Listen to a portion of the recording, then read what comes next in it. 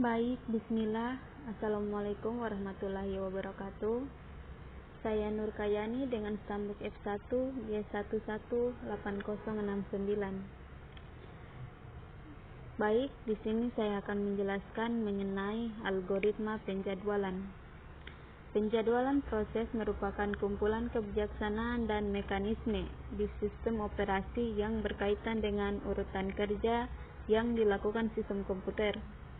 Terdapat dua tipe penjadwalan atau scheduler pada sistem operasi, yaitu 1. Preemptive, proses yang dapat digantikan atau bersifat komparatif, dan non-preemptive, proses yang tidak dapat digantikan, disebut juga independen. Penjadwalan berkaitan dengan permasalahan memutuskan proses mana yang akan dilaksanakan oleh suatu sistem. Proses yang belum dapat jatah alokasi dari CPU akan mengantri di RIDI QEW. Algoritma penjadwalan berfungsi untuk menentukan proses manakah yang ada di RIDI QEW yang akan dieksekusi oleh CPU.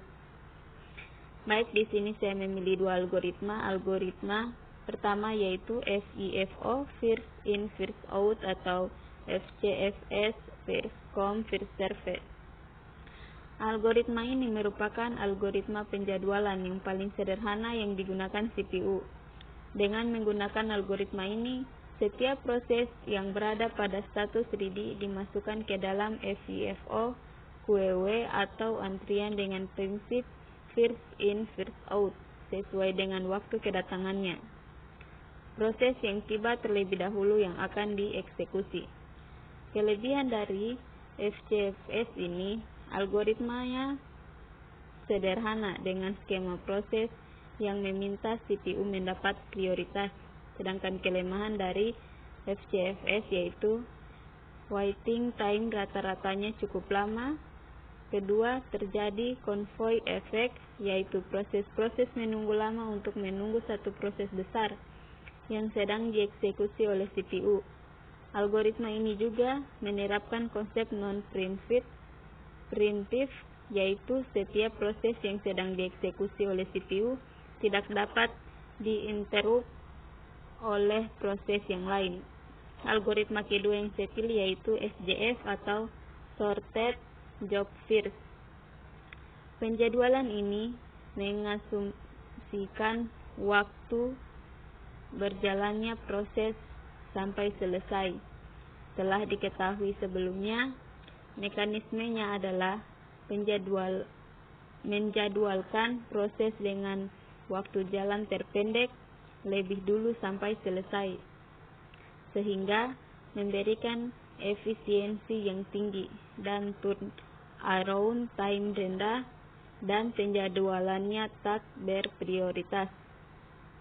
Burst time sebagai catatan, asumsi berapa lama sebuah proses membutuhkan CPU di antara proses menunggunya I/O input-output.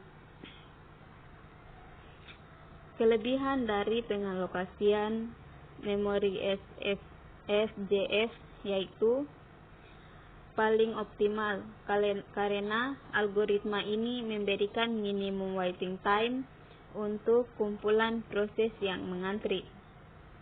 Sedangkan kelemahan dari pengalokasian memori SJF yaitu susahnya untuk memprediksi burst time proses yang akan dieksekusi selanjutnya, dan proses yang mempunyai burst time yang besar akan memiliki waiting time yang besar pula karena yang dieksekusi terlebih dahulu adalah proses dengan burst time yang lebih kecil.